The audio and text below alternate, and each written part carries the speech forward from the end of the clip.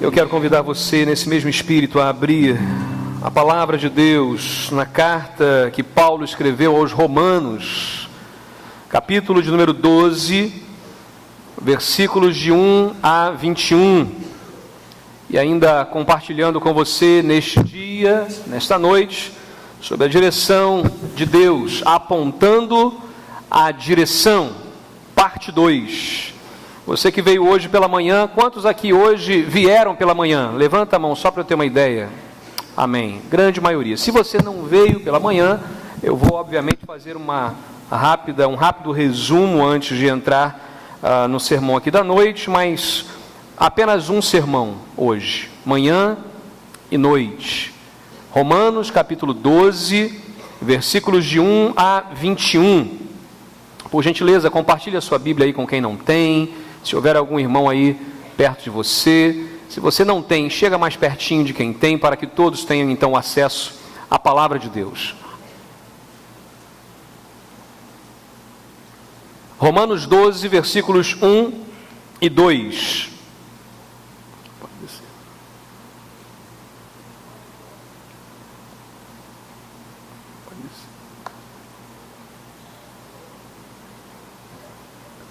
Diz assim a palavra de Deus: portanto, irmãos, rogo-lhes pelas misericórdias de Deus, que se ofereçam em sacrifício vivo, santo e agradável a Deus.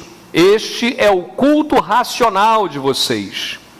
Não se amoldem ao padrão deste mundo, mas transformem-se pela renovação da sua mente, para que sejam capazes de experimentar e comprovar a boa, agradável e perfeita vontade de Deus.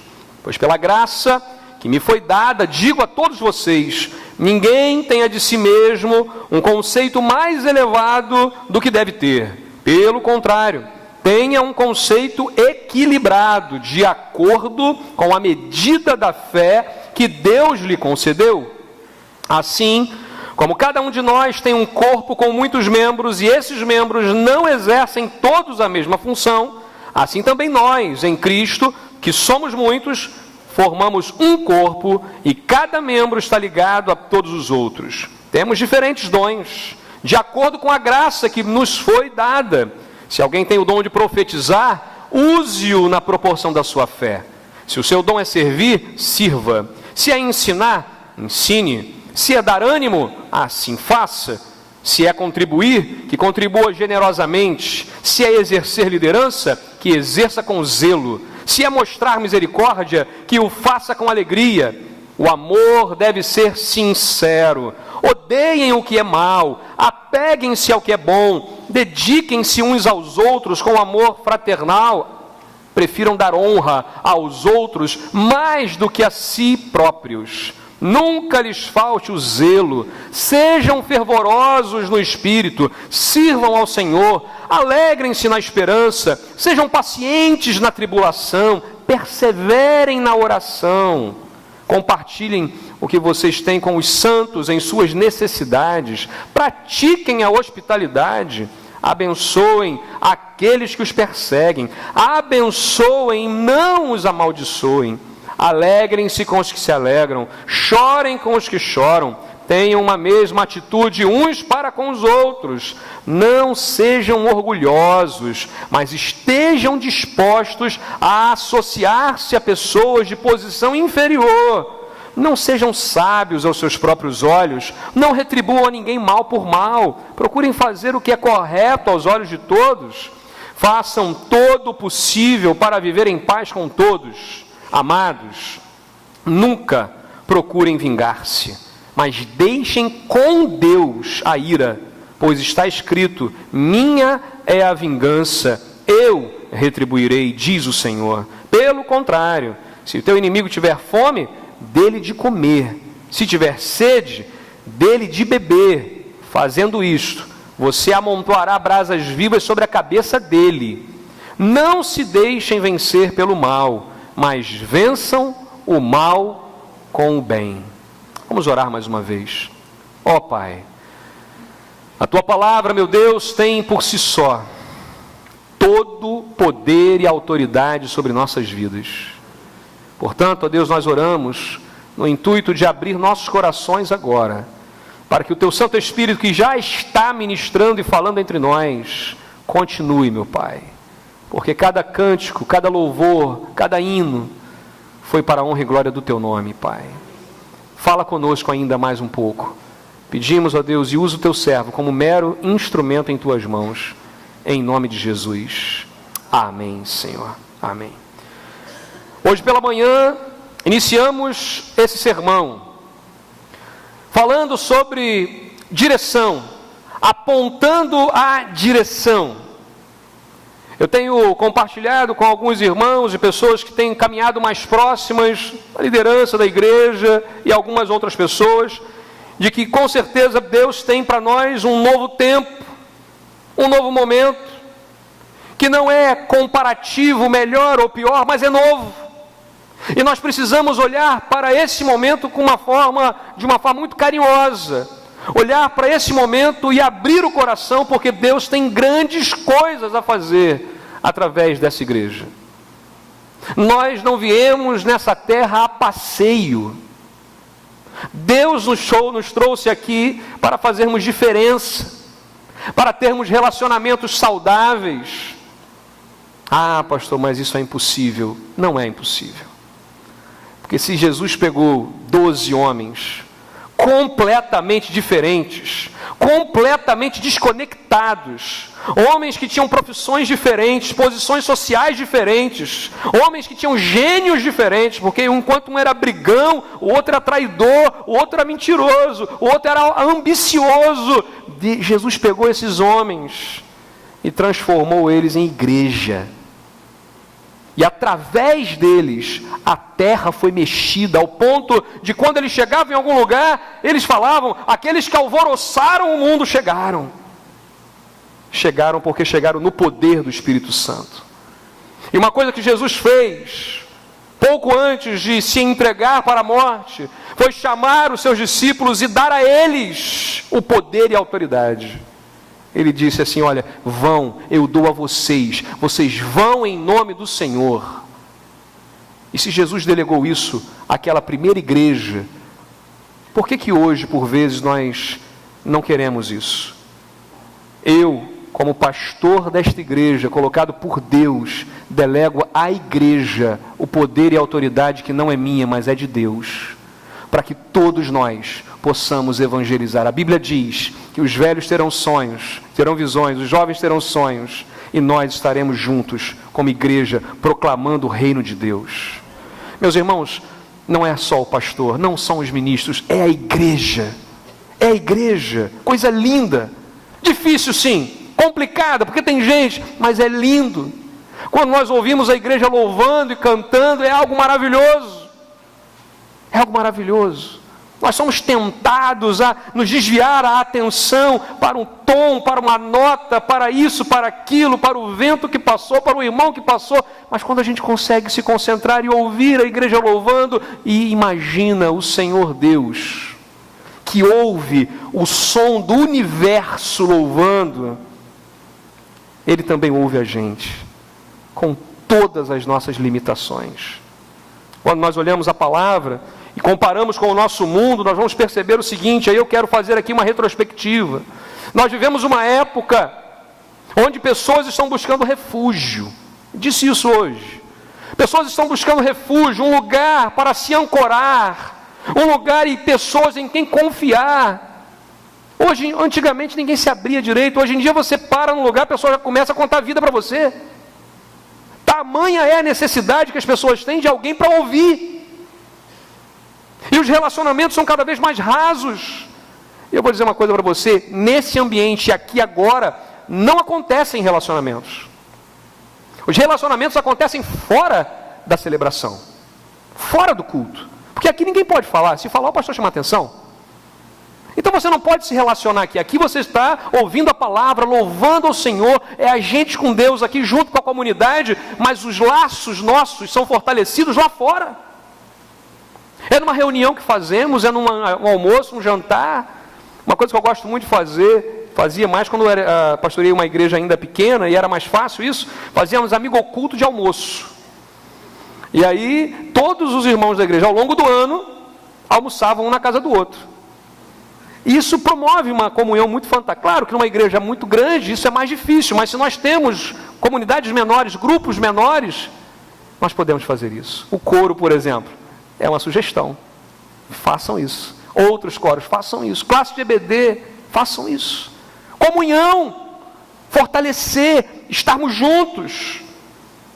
Há necessidade dessas pessoas ancorarem a vida, mas não sabem aonde. Nós sabemos a resposta.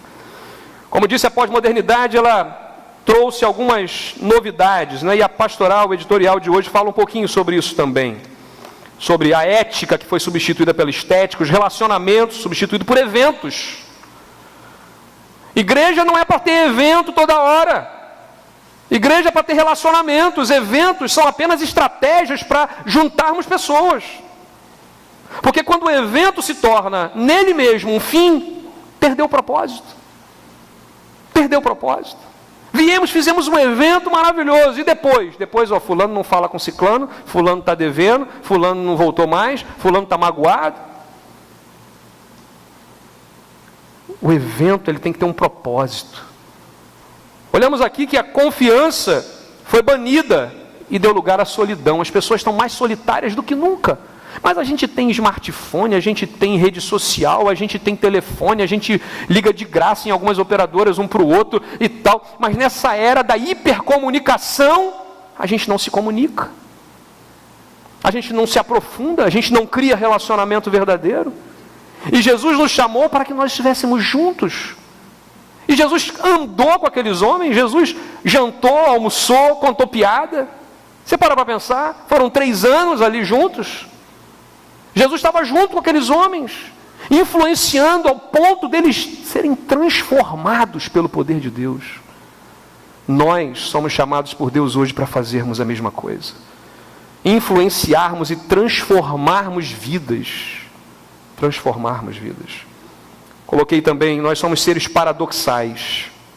Paradoxo, aquela coisa que não se resolve. Somos pó da terra, mas também temos o fôlego divino. Somos nada. Se você parar para pensar, nós não somos nada, porque morreu, acabou. E ali, e a história, e as manias, e aquela pessoa que era toda cheia de si, morreu. Grande besteira. Ah, eu sou assim, besteira. Vai para o mesmo buraco. Mas ao mesmo tempo, a Bíblia diz que o ser humano foi criado pouco abaixo de Deus. Deus lhe deu nos deu a imagem e semelhança dele. Então o ser humano não é só um pouco de terra, um punhado de terra, de pó. Ele também tem presença divina nele. Manchada e arranhada pelo pecado, sim, mas tem. E quando nós olhamos para as pessoas, por vezes, nós esquecemos disso. Tem gente que dá vontade de a gente voar no pescoço. Tem gente que dá vontade de a gente torcer o pescoço. Tem gente que dá vontade, tranca a voz assim, tranca o dente assim, né? Vou pegar fulano, né? Tem gente que dá vontade, mas não pode. Porque a imagem de Deus está nele. A glória de Deus se manifesta na vida dele também. Como se manifesta na sua, na minha. Quando nós olhamos aqui a palavra, nós percebemos isso. Somos seres humanos, capazes das maiores nobrezas e das piores atrocidades. A gente vai lembrar de exemplos da história. Homens que ganharam um prêmio Nobel da Paz, olha que ele fez, que maravilha e tal. Mas a gente tem um Hitler da vida que matou ali muita gente e tal. Não vamos falar de gente de lá de longe, não, vamos falar da gente. Você consegue lembrar de uma coisa muito, muito boa que você fez na sua vida? Dá até orgulho assim, gente, eu não imaginei que eu fosse capaz de fazer um negócio tão bom daquele. Você lembra de alguma coisa? Levanta a mão só para ter uma ideia aqui. Você lembra de alguma coisa? Assim, lembra, tenta fazer um exercício mental. Todo mundo, de alguma forma, já fez isso. Alguma coisa muito legal, que ninguém pediu, que ninguém talvez tenha visto, mas que você fez e você sabe que foi nobre, e que Deus viu. Agora não vou pedir ninguém para levantar a mão, não. Fica tranquilo. Você já fez coisas terríveis, coisas que você tem vergonha de sequer lembrar que você fez isso? É você agora. Todos nós, se formos honestos, já tivemos esse momento. Somos capazes das coisas mais nobres e das mais depravadas, em todos os sentidos. Somos luz do mundo e tropeço para muita gente, infelizmente. Deveríamos ser apenas luz e sal, mas às vezes a gente atrapalha mais do que ajuda.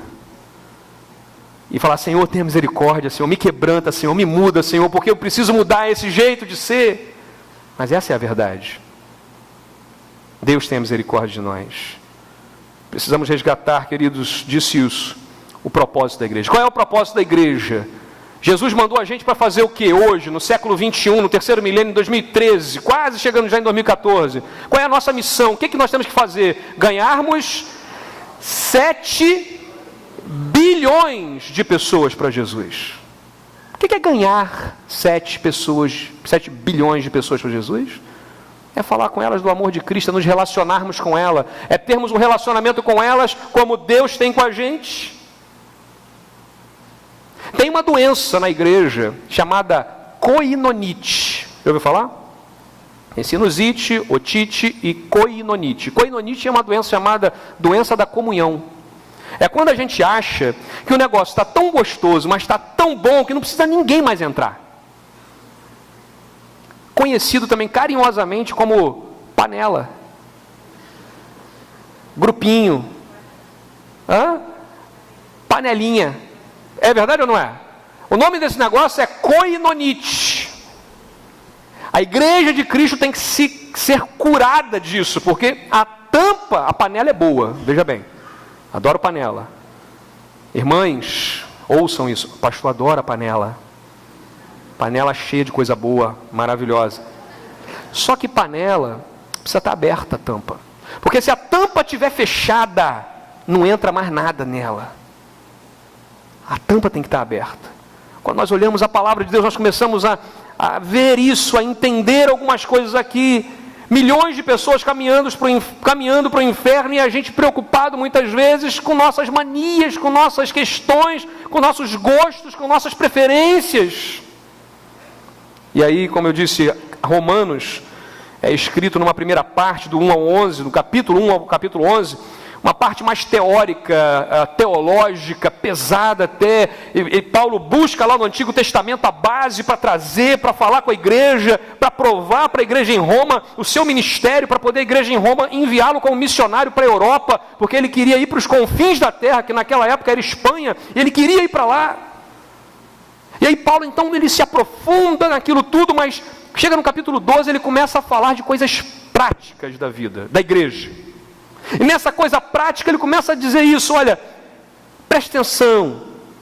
E aí ele começa a falar, versículo 1, versículo 2. E hoje pela manhã nós falamos um pouquinho do primeiro aspecto fundamental aqui do propósito de existência da igreja, que não é outra coisa senão o amor sincero. Você pode repetir isso comigo? Amor sincero. E a gente falou sobre isso hoje de manhã. A necessidade de amarmos sinceramente, deixando o que é mal, apegando o que é bom e caminhando com Cristo. Agora então vamos ao segundo ponto desse sermão.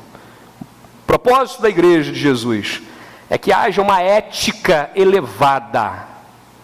Que haja uma ética elevada. Você pode repetir comigo? Ética elevada. Vamos ler o texto de 11 a 20, reler aqui, né? Diz assim o texto, preste atenção, eu vou fazer uma leitura pausada, ok? Bem dinâmica aqui para você me acompanhar. Nunca lhes falte o zelo, sejam fervorosos no espírito, sirvam ao Senhor, alegrem-se na esperança, sejam pacientes na tribulação, perseverem na oração, compartilhem o que vocês têm com os santos em suas necessidades, pratiquem a hospitalidade, abençoem aqueles que os perseguem, abençoem e não os amaldiçoem. Alegrem-se com os que se alegram, chorem com os que choram, tenham uma mesma atitude uns para com os outros, não sejam orgulhosos, mas estejam dispostos a associar-se a pessoas de posição inferior. não sejam sábios aos seus próprios olhos, não retribuam ninguém mal por mal, procurem fazer o que é correto aos olhos de todos, façam todo o possível para viverem em paz com todos. Amados, nunca procurem vingar-se, mas deixem com Deus a ira, pois está escrito: minha é a vingança, eu retribuirei, diz o Senhor. Pelo contrário, se teu inimigo tiver fome, dele de comer, se tiver sede, dele de beber. Fazendo isso, você amontoará brasas vivas sobre a cabeça dele. Vamos lembrar aqui que a base da ética é o amor. Quando a gente está falando de ética, a gente está falando de quê? De relacionamento. Relacionamento. Estou falando de gente, de relacionamento. A Bíblia diz e fala para a gente isso aqui repetidas vezes: o amor seja sincero. A palavra sincero vem da expressão sem cera, sem rachadura. Os vasos que eram feitos antigamente tinham rachaduras, então eles pintavam e o valor era menor. Era vaso com rachadura. Eles passavam cera para tapar a rachadura e pintavam, e vendiam por um preço menor. Mas de vez em quando surgia um vaso na fornada que era perfeito, não tinha rachadura. Esse vaso tinha um valor elevado e era vendido como um vaso sem cera, sincero. O caráter do cristão tem que ser sem cera, porque tem muita gente boa que está rachado, e ao invés de buscar no oleiro que pode quebrar e fazer um novo sem rachadura, prefere passar cera. Prefere passar cera. O desafio de Deus é: entrega a vida a Jesus, que Ele pega o vaso, pode estar cheio de rachadura, faltando pedaço, que Ele quebra, molda e faz outro. Nova criatura nós somos. Vivemos um novo tempo, nova criatura, em novidade de vida, diz a Bíblia, sem rachadura. Como nós evidenciamos isso? Aí, os versículos de 11 a 20, vai mostrar o que é ter um amor sincero. O que é amor sincero? Vamos na prática. E Paulo vai começar a falar. Ele vai dizer: olha, você tem que ter fervor, meu irmão. Aí o pessoal, vamos ter fervor, vamos cantar com fervor. Não, o fervor que ele está dizendo aqui é fervor para servir. Presta atenção, olha o texto que diz: sejam fervorosos no espírito e sirvam ao Senhor. Tem gente que é fervoroso para um monte de coisa, mas na hora de servir, sai de fininho. A Bíblia nos alerta o seguinte: nós precisamos ser fervorosos, sim, no servir. A Bíblia nos fala sobre esperança. Vai acompanhando os versículos. Esperança, para quê? Para dar alegria. Porque as pessoas hoje vivem num mundo desesperador. As pessoas procuram a gente com o olho cheio de lágrima. As pessoas começam a falar com a gente dos seus relacionamentos truncados, quebrados, e começam a se emocionar. Começam a ter o coração rasgado para a gente faz o que com elas? A Bíblia diz: falem da esperança. 1 Pedro 3,15. Estais sempre preparados para responder com mansidão e temor a todo aquele que vos pedir a razão da esperança que há em vós. Essa é a questão. Nós estamos preparados? Responda com alegria. Diz: olha, há uma esperança, meu querido. E o nome dessa esperança é Jesus. E fala da sua experiência com Cristo. Isso é evangelizar. A gente às vezes fica querendo estudar técnica, fazer um monte de curso e tal para evangelizar. Evangelizar é isso, é um ex-faminto falando para o faminto onde encontrou comida. Eu falo assim: olha, você tem um buraco no seu coração, o meu foi preenchido. E é Jesus. E começa a falar do que Jesus fez na sua vida. Se é que temos algo a falar. Paciência, diz a Bíblia. Para que paciência? Para vencer tribulações.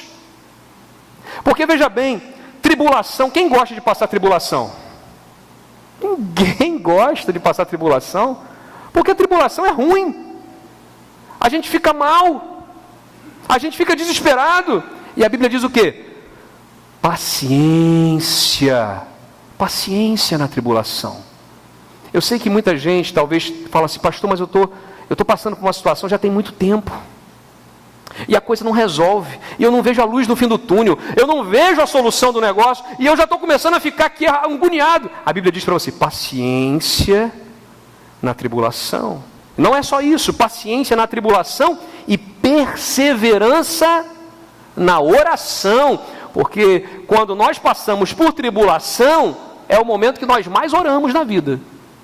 Pelo menos comigo é assim. Não sei se você é diferente.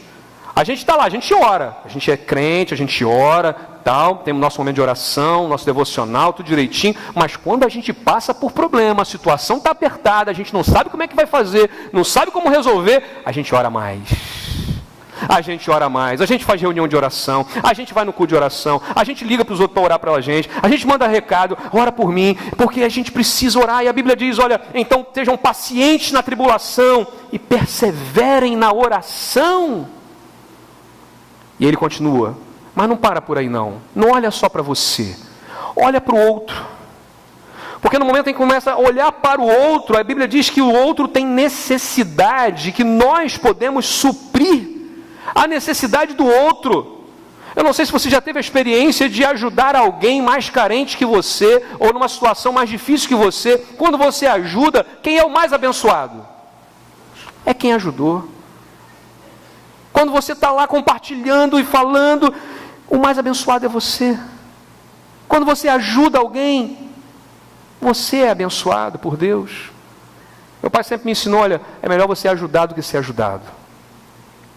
Porque o ser ajudado, claro que é importante em momentos sermos ajudados e termos a humildade para aceitarmos ajuda. Porque tem muita gente boa que não aceita ajuda. É orgulhoso. Mas é muito melhor quando nós podemos ajudar, contribuir com o outro. E a Bíblia fala sobre isso. Olha, tira os olhos só de você. Seja paciente na tribulação. Persevera na oração, meu irmão. Mas olha para o outro. Veja as necessidades e supra as necessidades. Aí a Bíblia fala, seja hospitaleiro. Nesse compêndio, seja hospitaleiro. E aí entra talvez a parte mais difícil desse texto. Ele vai dizer, e a Bíblia que está dizendo, não sou eu não. Eu vou fazer igual eu falei de manhã. Vamos rasgar esse versículo também. Vamos riscar aí, porque esse versículo não... Por quê? Porque incomoda. A Bíblia diz, olha só, que a gente deve ser bênção na vida dos que nos perseguem. Abençoem aqueles que vos perseguem. Não amaldiçoem, abençoem. Que coisa difícil, hein? Coisa difícil essa. Porque a nossa vontade não é essa. E o pior, sabe aquele irmão, né, que a gente fica naquela situação de que, puxa vida, o irmão chato pra caramba, me persegue, fica naquele negócio. Todos nós temos isso. Todos nós temos alguma mágoa, alguma situação. Mas a Bíblia, ela nos orienta. Olha só, seja bênção na vida dessa pessoa. Mesmo que ela não mereça, e muitas vezes não merece. Alegria nas vitórias. E aqui vem uma coisa interessante. Eu já bati talvez dessa tecla algumas vezes. Se alegrar com os que choram, aliás, se alegrar com os que se alegram e chorar com os que choram. A gente tem muito mais facilidade, como ser humano, de chorar com os que choram, do que de se alegrar com os que se alegram. Parece que a vitória do outro incomoda a gente. Parece que os outros não podem ter uma posição melhor que a minha. E isso vale na família, é verdade ou não é? Tem competição de noras, competição de genro. Estou falando mentira aqui?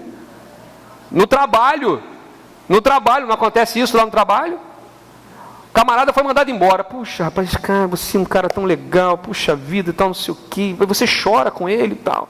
O cara foi promovido, você não fala mais com ele. Não merecia, eu que tinha que estar lá. Era eu. Olha lá, eu estou aqui quanto tempo? Chego na hora, faço tudo direitinho, ele que é promovido. A gente tem dificuldade. Falei pela manhã, do elogio. A gente tem dificuldade de elogiar. A gente tem dificuldade de encorajar. De falar assim, olha, eu vi ontem uma entrevista lá no Summit, aliás, alguns irmãos foram lá, foi uma bênção esse final de semana, quinta, sexta, sábado, e houve uma entrevista com o autor daquela série A Bíblia, que está passando agora na Rede Record, né? E ele falando, um camarada assim, o top, né? Um cineasta maravilhoso e tudo mais. E todo mundo falava para ele, ó, esse negócio da Bíblia vai dar errado, você vai perder dinheiro. E ele botou aquele negócio, ele estava já a ponto de desistir, e o pastor Bill Hybels chegou para ele e encorajou, falou, não, para de se desculpar nisso, faz o negócio, você é competente, você vai conseguir. E hoje é a que tem maior audiência no mundo, essa série que está passando aí. Alguém precisou encorajar, alguém precisou dizer para ele, para de pedir desculpa por estar fazendo a coisa certa, e faz, continua, persevera, o Senhor está contigo. Eu quero dizer isso para você hoje, meu irmão. Sabe, talvez você esteja aqui, pastor, estou desistindo, porque eu estou tentando fazer, o negócio não dá certo, toda hora alguém para vir, para colocar ali um pano por cima, para me desanimar. Em nome de Jesus, continue. Só para se estiver errado. Mas se estiver certo na palavra, vá lá, com amor, com força, com persistência.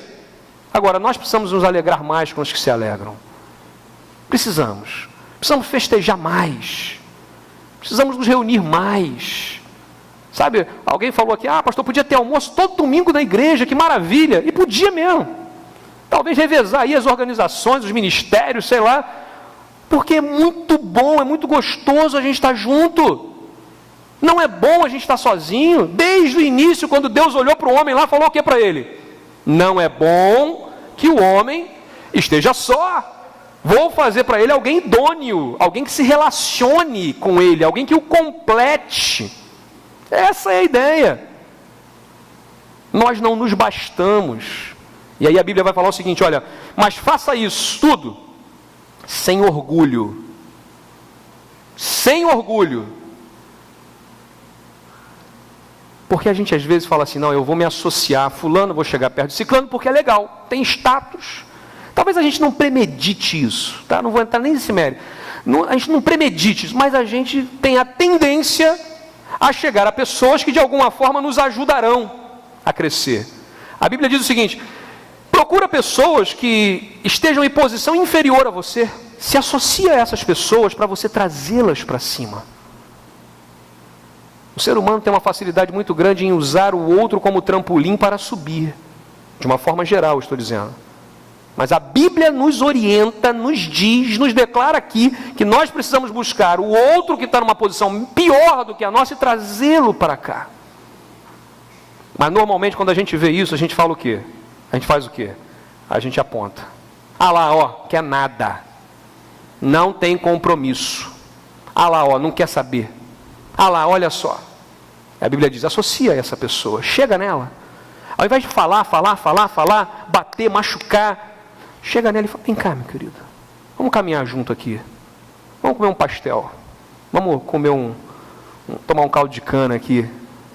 É que eu estou começando a estar com fome agora, então vai começando a dar exemplo de comida na cabeça, né? Vamos comer um churrasquinho de gato, né? Assim, os jovens vão entender bem, os outros também, me permitam, um podrão, né? Aquela... Vamos comer um negócio aqui, e aí na conversa, fala de Jesus, dá um conselho, conta a sua experiência. Porque, meus irmãos, nós estamos hoje vivendo uma época que precisamos disso. Deixa eu dar um exemplo aqui. Tem alguém aqui com mais de 90 anos de idade? Não? Mais de 85. Seja corajoso. Quem levantou a mão, irmão Elias? Vem cá, por favor, irmão. Por favor, vem aqui. Isso, irmão Elias. Vem aqui, por favor. Agora, tem alguma criança aqui, mais ou menos aí de 5 anos? Acho que está todo mundo na celebração infantil, né? Quantos anos você tem, vascaíno? 7. Vem cá rapidinho. Vem cá.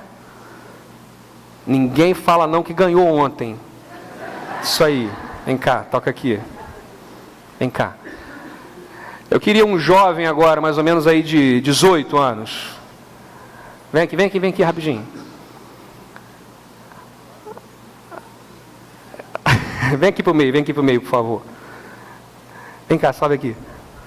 Fica aqui no meio aqui, você aqui. Você fica aqui. Eu sou um jovem também. Assim, Ele está representando adolescentes e jovens, tá bom? Beleza, então fica aqui. Fica aqui, vocês aqui. Isso assim. O que os irmãos estão vendo aqui? Não é isso? 3 gerações. Aliás, eu poderia colocar mais um aqui. Alguém que tenha 40 anos. Não, eu tenho 38, irmã. Sou novo. Não abusa, não. 40 anos. Alguém aqui tem 40 anos, mais ou menos? 42. 43. Pronto, vai aqui, tá vindo aqui. Deixa uma mulher vir aqui. Isso. Vem para cá um pouquinho. Isso. A irmã vai ficar aqui agora. Agora sim, eu posso dizer que nós temos 1, 2, 3. Não, preciso de alguém com 60. Vem cá, irmão. Aqui, vem cá, Frederico. Vem cá. Chega para lá um pouquinho você agora, vai para lá. Mais um pouquinho para lá. E entra aqui, Frederico, por favor. Mais ou menos aí eu estou colocando 20 anos, tá? Mais ou menos para a gente representar algumas gerações, tá? Meus irmãos, é a igreja de Cristo. É a mesma igreja. Só que as histórias que o irmão Elias tem para me contar são muito diferentes da história... Como é que é o seu nome? Ítalo. O que o Ítalo tem para me contar? O Ítalo tem necessidades que um jovem não tem, que uma pessoa na maturidade não tem, que uma pessoa mais idosa não tem. Se a gente for pegar cada um vai ter um gosto. Como é que eu faço essa gente se relacionar? Isso é igreja. Isso é igreja. Hoje pela manhã nós tivemos as crianças participando, os jovens agora ministraram, os irmãos aqui louvaram ao Senhor. Tem gente que fala assim, mas pastor, essa música é muito lenta, muito antiga. Aí o outro vai dizer, essa música é muito alta, pastor, bate demais. Aí eu tenho que ouvir de um lado, ouvir do outro e fazer o quê? Juntar isso. Juntar. Porque igreja, meus irmãos, igreja.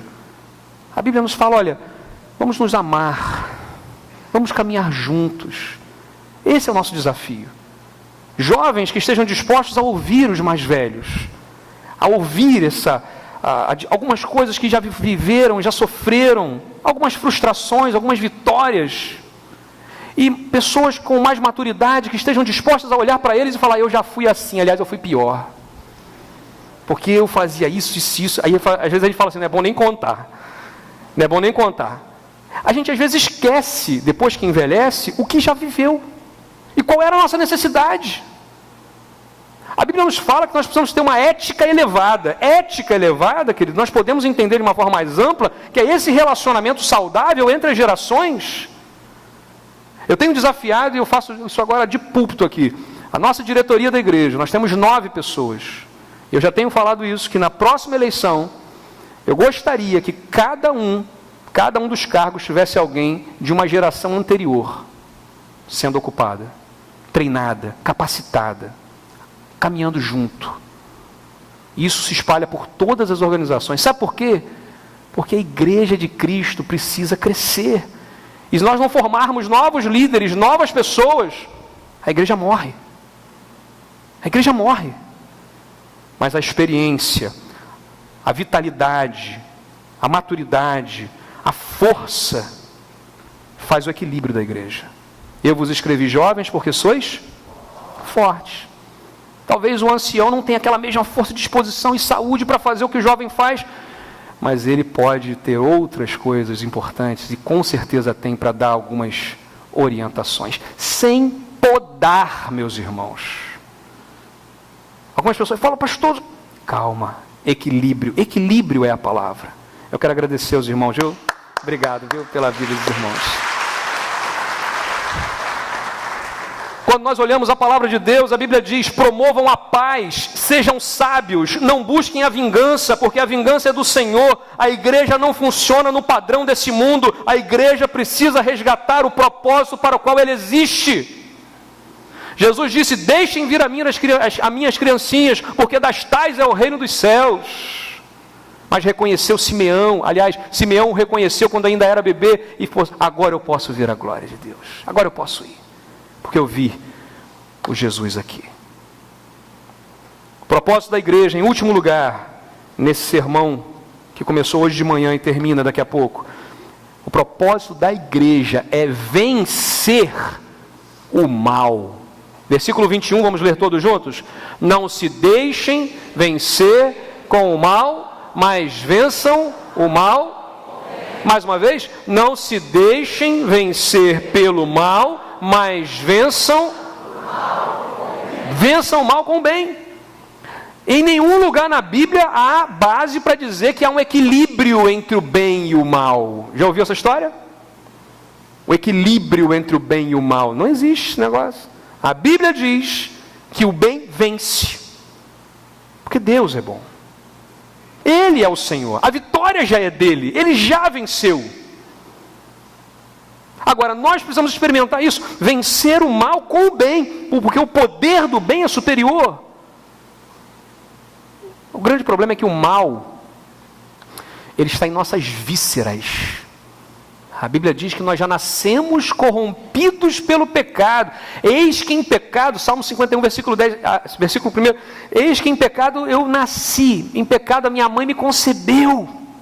E aí Davi vai orando, chega lá no versículo 10, ele diz, meu Deus, cria em mim um coração novo, reto. Porque nós já nascemos assim, a Bíblia diz, e por isso que vencer o mal não é tão somente uma questão de ideia, eu vou vencer o mal. Não, vence o mal como? Com o bem. A ideia aqui é proatividade, não é dizer, eu vou simplesmente resistir o mal. Não, eu vou vencer o mal com o bem.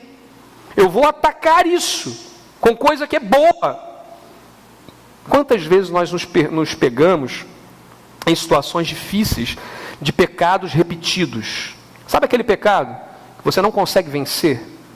Que te persegue a vida inteira, e que você já está orando por aquilo, e você fica naquela coisa, Senhor, meu Deus, e tal, e cada um sabe, alguns é a língua. Se fosse Marcião, lá no segundo século, achando que o pecado sexual o tirava de Deus, ele se castrou. Outros homens fizeram isso. Não é isso que a Bíblia está dizendo literalmente para você fazer. Mas está dizendo isso porque no poder de Deus, Deus pode transformar a gente. Então tem gente que o problema é a língua, não consegue segurar. Tem gente que o problema é a pornografia.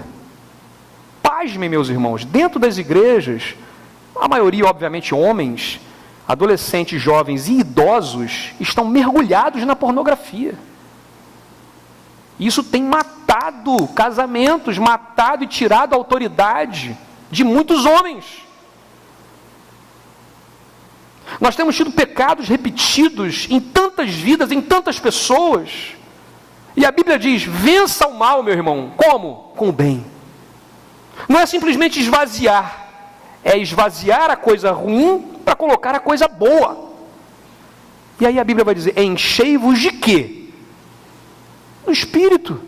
Enchei-vos da palavra. Quanto mais nós lermos a Bíblia, orarmos, estivermos em comunhão, nos relacionando com pessoas que estão buscando ao Senhor, compartilhando das grandezas de Deus, isso nos fará vencer o mal. A ideia aqui é proatividade. Até Sêneca disse isso, né? A bondade constante derrota os males. Quantos anos esse homem disse isso? Nossa natureza, ela vai sempre buscar o que é mal. Porque fazer o errado é sempre mais fácil. Já reparou isso? Fazer a coisa errada é muito mais fácil. As crianças são exemplo disso, mas nós também somos. A gente sempre vai fazer a coisa mais fácil. O mais fácil normalmente é errado. Não estou dizendo que sempre. Mas a coisa certa dá trabalho. Dá trabalho. Por isso que tem que ouvir a palavra, e tem que ouvir de novo, e tem que ajoelhar, e tem que orar de novo, e tem que tomar atitude de novo, decisão de novo. Porque é complicado o negócio. O mal habita em nós e nós ficamos nessa luta. Há duas naturezas, diz a Bíblia, e uma luta contra a outra. A questão é, a natureza divina que foi implantada em nós quando entregamos a vida a Jesus, luta contra a natureza humana e pecaminosa que já nasceu conosco. E elas estão lutando em guerra, diz a Bíblia. Qual delas nós estamos alimentando? Qual delas nós estamos dando vitamina? Nós estamos estimulando para que cresça? Porque tem gente que fala assim, pastor, mas o velho homem, velho homem ficou na cruz. O crucificado não sai da cruz. Nós precisamos voltar a um momento de oração e rever posições e posturas de conversão. E falar: Senhor, muda a minha estrutura, muda a minha cabeça, muda o meu coração. Agora, para isso a gente tem que reconhecer que no mínimo precisamos disso, porque senão a gente não vai orar. Se a gente tem certeza absoluta que não tem nada para ser mudado mais na vida, a gente não vai orar.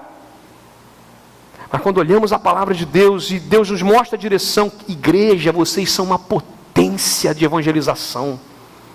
Potência. Sabe qual é a solução para esse mundo? Não são políticas econômicas, se bem que são importantes. Não são políticas educacionais, se bem que são importantes. A resolução, a solução para esse mundo, Jesus já deu. E se chama igreja. Nós somos a solução para esse mundo. No poder de Jesus, nós precisamos sair daqui e compartilhar o amor de Cristo. No poder de Jesus, nós precisamos compartilhar do amor de Deus. E levar o amor de Cristo a tantas pessoas. E viver isso de forma simples. Porque o propósito da igreja não é agradar pessoas, mas é acolhê-las para Jesus. O propósito da igreja não é encher templos, mas é termos discípulos fazendo discípulos. Em casa, na rua, no trabalho, na igreja, qualquer lugar que você esteja, é discípulo fazendo discípulo. É gente cuidando de gente. Nossa maior preocupação deve ser assim: puxa vida, hoje eu não liguei para aquela pessoa para orar por ela. Hoje eu não liguei para o meu amigo, meu irmão, para falar que eu estou orando por ele. Olha, eu não li a Bíblia hoje com ele. O propósito da igreja, segundo a própria Bíblia, é vencer o mal. E nós precisamos resgatar isso. O mal tem crescido. Nosso país tem visto isso. Falta de educação, falta de emprego, prostituição infantil. Coisas terríveis estão acontecendo debaixo do nosso nariz. E Jesus chama a gente para vencer o mal. Portanto, o propósito da igreja, onde Deus aponta uma direção, é que nós, de fato, vivamos em amor. A primeira coisa que vimos hoje de manhã. Ame o seu irmão. Ame as pessoas que não têm Cristo ainda também. Ame verdadeiramente. Mas também vimos agora à noite, o propósito de Deus com a igreja é termos uma ética elevada, relacionamentos saudáveis, sejam de mesma geração ou de gerações diferentes. Deus nos chamou para sermos igreja. Amor, respeito, altruísmo, encorajamento, elogio, palavras que nós precisa pulsar na nossa cabeça essa semana. O propósito de Deus com a igreja é vencer o mal, mas vencer o mal com o bem, com a palavra de Deus. Jesus, quando estava sendo tentado no deserto, ele só usou a própria palavra para rebater todas as tentações. Venceu o mal com o bem. Nós não fomos chamados por Deus para cuidar de coisas, e eu quero frisar mais uma vez isso nessa conclusão. Coisas são bônus, ou seja, o que vem a mais para a gente fazer.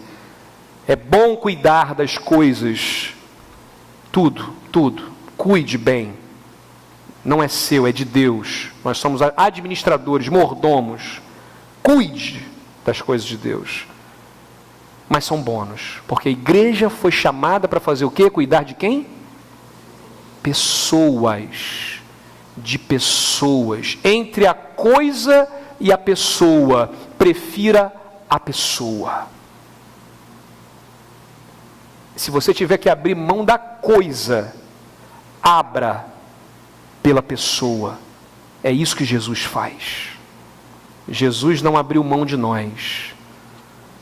Jesus foi até a cruz, e ele poderia ter aberto, mas ele não abriu, porque ele nos ama. Quer cuidar de pessoas? Quer viver esse novo tempo? Quer, como igreja, ter a autoridade dada por Deus, para que não só o pastor ou uma equipe pastoral, mas que toda seja a igreja imbuída do poder de Deus, saia das quatro paredes e aonde estiver, lá você é luz e sal.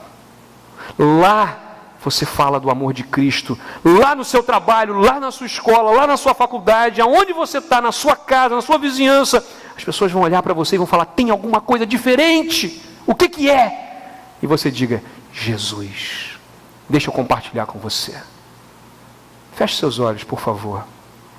Convido você nesse momento a colocar a sua vida diante de Deus.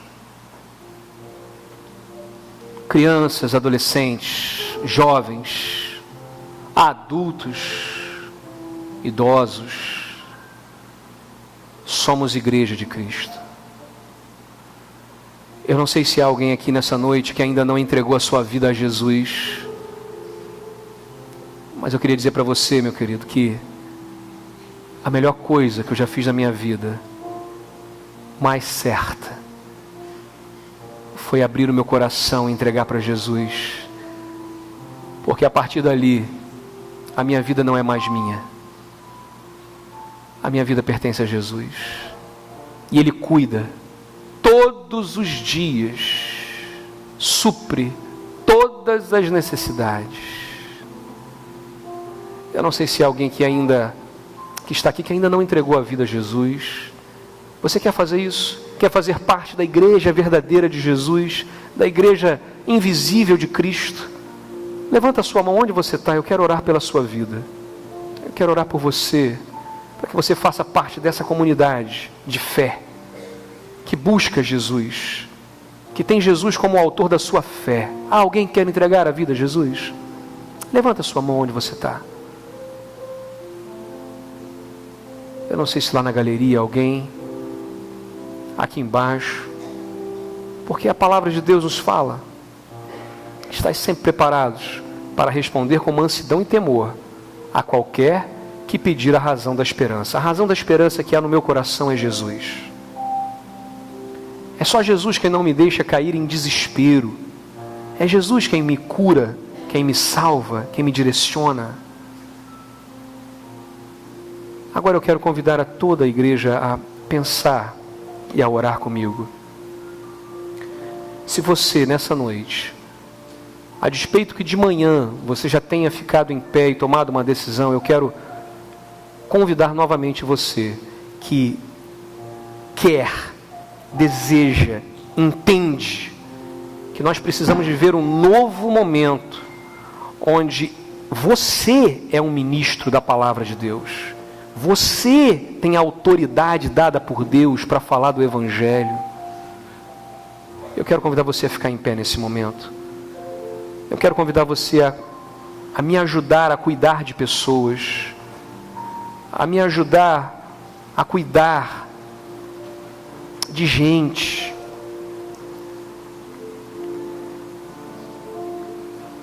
Pastor, eu quero. Eu entendo que a minha vida só tem propósito se for vivida na direção que Deus apontou. E eu não quero mais viver em si mesmado, eu não quero mais viver olhando para mim só. Eu quero olhar para outras pessoas e perceber que elas precisam também de Jesus. E que eu tenho a boa nova na minha vida. Eu tenho vivido isso. Vamos louvar ao Senhor. Permaneça em pé em oração e faça também desse cântico uma oração nesse momento. Louvemos. Quando tudo destina, sua voz me encoraja a prosseguir. Quando tudo diz que não, ou parece que o mar não vai se abrir, sei que não estou só, e o que dizes sobre mim não pode se frustrar. Não, venha em meu favor e cumpra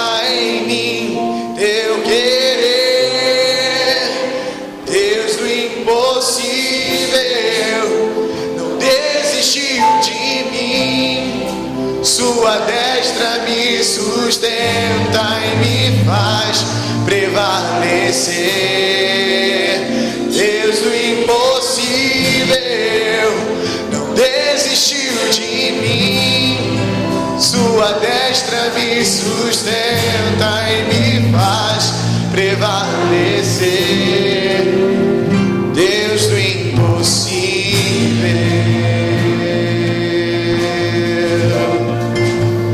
Deus do impossível,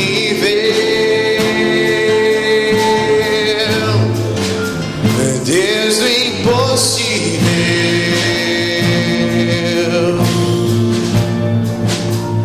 Deus do impossível. Abre a tua boca, diga quando tudo diz que não. Quando tudo diz que não. Ouve ao Senhor. Sua voz me encoraja a prosseguir. Prossiga, meu irmão, no poder do Espírito Santo de Deus. Quando tudo diz que não, Mesmo quando as circunstâncias são contrárias, ou parece que o mar não vai se abrir, creia na palavra do Senhor. sei que não estou só, e o que dizem sobre mim não pode se frustrar. Não, venha em meu favor e cumpra em mim eu querer. Deus do impossível não desistiu de mim. Sua destra me sustenta e me faz prevalecer. Deus do impossível não desistiu de mim. Sua destra me sustenta e me faz prevalecer. Deus do impossível é o Deus do impossível,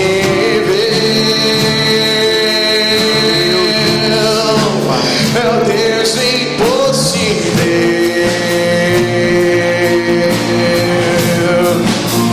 Deus do impossível.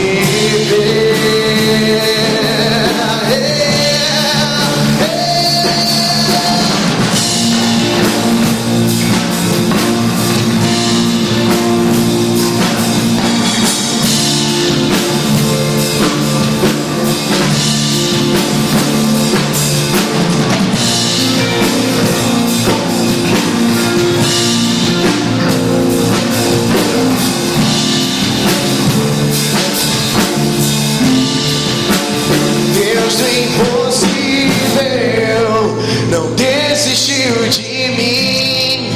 Sua destra me sustenta e me faz prevalecer.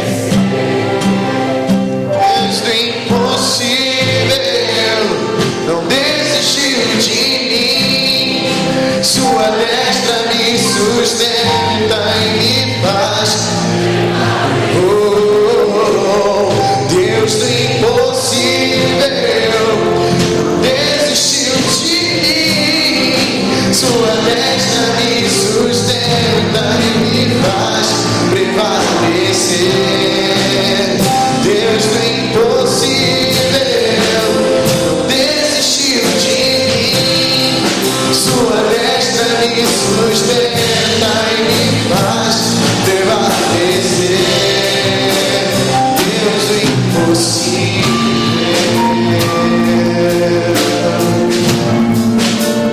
Deus do impossível,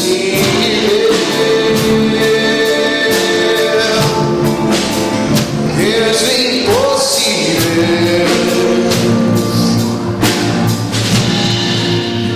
Deus do impossível. Meu Deus, obrigado, Pai, porque o Senhor não desistiu de nós. Porque hoje, ó Pai, o Senhor tem tocado em corações aqui. Pessoas, ó Deus, que tomam decisões maduras sérias. Não porque não fossem já servos ou crentes em Jesus, mas porque entendem, ó Deus, a direção que o Senhor está apontando agora, para esse tempo, para juntos, ó Deus, darmos as mãos e fazermos a diferença na nossa geração, Pai. Compartilhando, ó Deus, a autoridade que está na Tua Palavra, para que possamos ir e dar fruto, para que não mais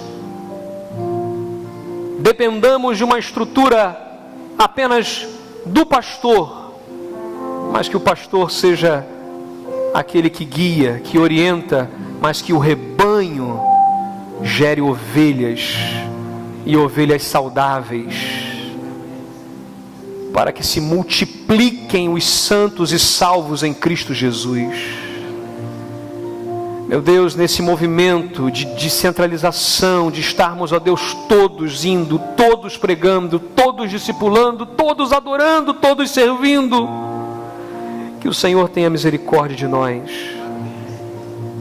que o Senhor, ó Deus, fortaleça nossos corações, que o Senhor, ó Pai, derrube barreiras, que o Senhor, ó Deus, em nome de Jesus, trate de nossas feridas, ó Pai.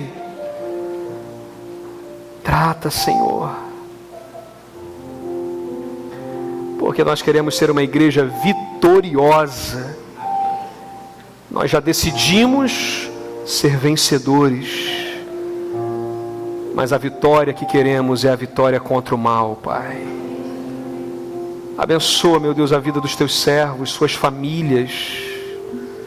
Abençoa esta igreja, potência de evangelização neste Brasil,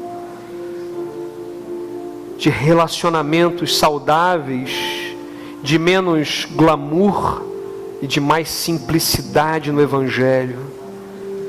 Meu Deus, dá-nos clareza na comunicação da Tua Palavra, dá-nos coragem, ó Deus, para mudar, dá-nos sabedoria e equilíbrio para sabermos o tempo. Nós oramos, meu Deus, não porque merecemos, mas oramos no nome poderoso de Jesus, ó Pai. Jesus, o nome sobre todo o nome. Jesus, o autor e o consumador da nossa fé. Oramos em nome de Jesus. Amém, Senhor. Amém, Pai. Cumprimenta a pessoa que está perto de você e diga assim: Deus te abençoe. Deus abençoe a sua vida. Deus abençoe grandemente a igreja de Jesus que se reúne neste lugar. Pai.